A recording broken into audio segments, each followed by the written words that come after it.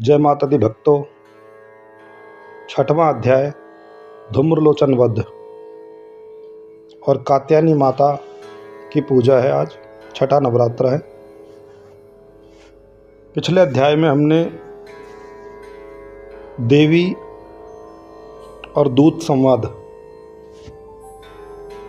जय माता दी भक्तों, आज छठा नवरात्र है और कात्यायनी माता की पूजा है।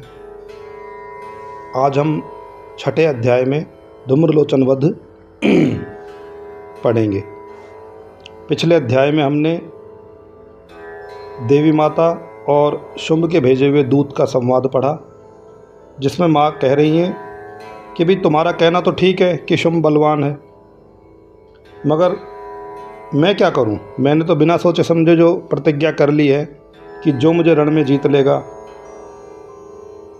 मैं तो उसी के साथ अपना परिग्रहण करूंगी।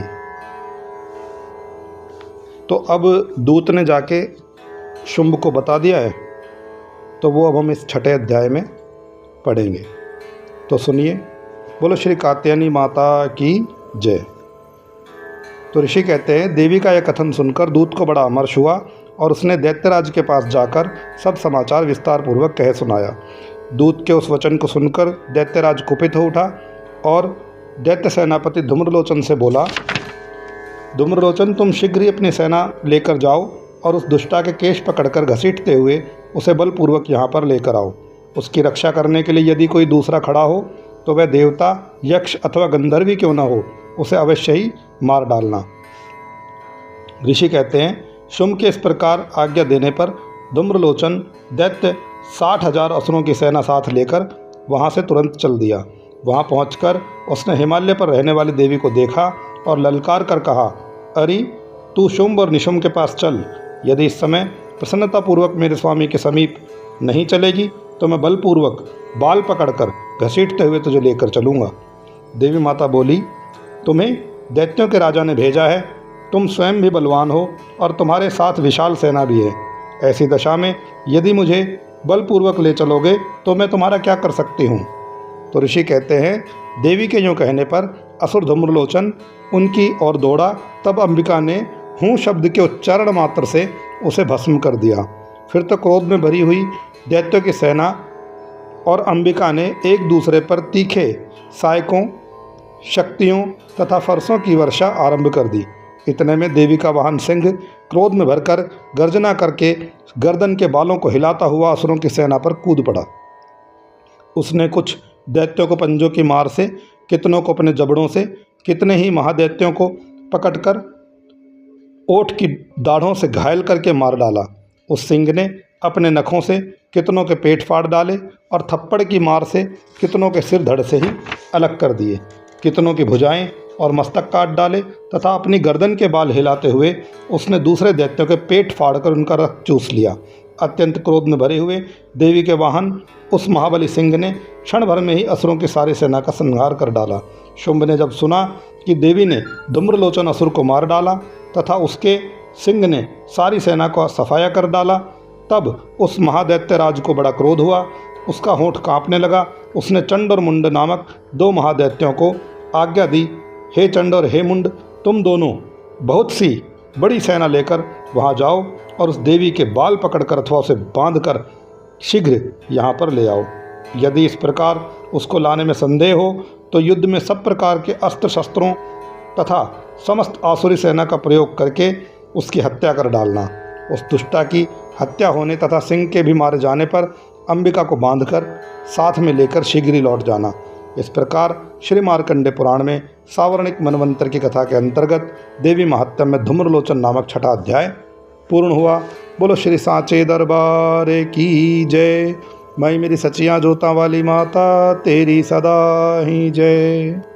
नमस्कार भक्तों, जय माता दी। आज हम चंड और मुंड नामक 7वां अध्याय पढ़ेंगे। तो शुरू करते हैं। तो ऋषि कहते हैं, तदंतर शुंभ की आज्ञा पाकर वे चंड और मुंड आदि दैत्य चतुरंगिनी सेना के साथ अस्त्र शस्त्रों से सुसज्जित होकर चल दिए।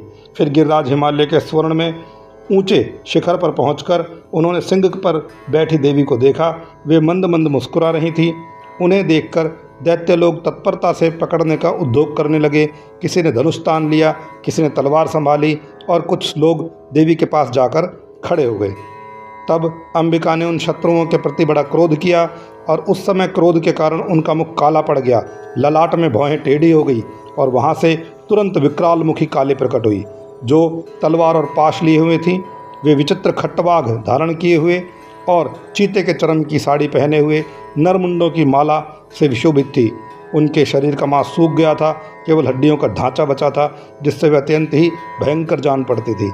उनका मुख बहुत विशाल था, जीभ लपलपाने के कारण वे और भी डरावनी प्रतीत होती थी। उनकी आंखें भीतर की ओर धसी हुई थी और कुछ लाल थी। वे अपनी भयंकर गर्जना से संपूर्ण दिशाओं को गुंजा रही थी। बड़े बड़े दैत्यों का वध करती हुई वे कालिका देवी बड़े वेग से दैत्यों की सेना पर टूट पड़ी और उन सबको भक्षण करने लगी। वे पार्श्वरक्षकों को, अंकुशधारी महावतों, योद्धाओं और घंटा सहित कितने ही हाथियों को एक ही हाथ से पकड़कर मुंह में डाल लेती थी। इसी प्रकार घोड़े, रथ और सारथी के साथ रथी सैनिकों को मुंह में डालकर वे उन्हें बड़े भयानक रूप से चबा डालती थी। किसी के बाल पकड़ लेती, किसी का गला दबा डालती, किसी को पैरों से कुचल डालती, किसी को छाती के धक्के से गिराकर मार डालती। वे असुरों के छोड़े हुए बड़े बड़े अस्त्र शस्त्र मुंह से पकड़ लेती और रोष में भरकर उनको दांतों से पीस डालती थी। काली ने बलवान एवं दुरात्मा दैत्यों की वह सारी सेना रौंद डाली, खा डाली। कितनों को मार भगाया, कोई तलवार के घाट उतारे गए, कोई दांतों तले पीसे गए और कितने ही असुर दांतों के अग्रभाग से कुचले जाने पर मृत्यु को प्राप्त हो गए। इस प्रकार देवी ने असुरों की उस सारी सेना को क्षण भर में ही मार गिराया। यह देखकर चंड उन अत्यंत भयानक काली देवी की ओर दौड़ा तथा महादैत्य मुंड ने भी अत्यंत भयंकर बाणों की वर्षा से तथा हजारों बार चलाए हुए चक्रों से उन भयानक नेत्रों वाली देवी को आच्छादित कर दिया। वे अनेकों चक्र देवी के मुंह में समाते हुए ऐसे जान पड़े मानो सूर्य के बहुतेरे मंडल बादलों के उदर में प्रवेश कर रहे हों। तब भयंकर गर्जना करने वाली काली ने अत्यंत रोष में भरकर विकट अट्टहास किया और उस समय उनके विकराल बदन के भीतर कठिनता से देखे जा सकने वाले दांतों के प्रभाव से वे अत्यंत उज्ज्वल दिखाई देने लगी। देवी ने बहुत बड़ी तलवार हाथ में लेकर हूँ शब्द का उच्चारण करके चंड पर धावा किया और उसके केश पकड़कर उसी तलवार से उसका मस्तक काट डाला। चंड को मारा हुआ देखकर मुंड भी देवी की ओर दौड़ा। तब देवी ने रोष में भरकर उसे भी तलवार से घायल करके धरती पर सुला दिया। महापराक्रमी चंड और मुंड को मारा हुआ देखकर मरने से बची हुई बाकी सेना भय से व्याकुल होकर चारों ओर भाग गई। तदंतर काली ने चंड और मुंड का मस्तक हाथ में लेकर चंडिका के पास जाकर प्रचंड अट्टहास करते हुए कहा, देवी, मैंने चंड और मुंड नामक इन दो महापशुओं को तुम्हें भेंट कर दिया है। अब युद्ध में तुम शुंभ और निशुंभ का वध स्वयं ही करना। तो ऋषि कहते हैं, वहाँ लाए हुए उन चंड और मुंड नामक महादैत्यों को देखकर कल्याणमयी चंडी ने काली से मधुर वाणी में कहा, देवी, तुम चंड और मुंड को लेकर मेरे पास आई हो, इसलिए संसार में चामुंडा के नाम से तुम्हारी ख्याति होगी। इस प्रकार श्री मार्कंडेय पुराण में सावर्णिक मनवंतर की कथा के अंतर्गत देवी महात्म्य में चंड मुंड वध नामक 7वां अध्याय पूर्ण हुआ। भक्तों, घमंड किसी का भी नहीं रहा, चाहे शुंभ हो, चाहे निशुंभ हो, चाहे चंड हो, चाहे मुंड हो, चाहे धूम्रलोचन हो, चाहे सुग्रीव हो, चाहे बाली हो, चाहे रावण हो, चाहे कंस हो। सबको भगवान ने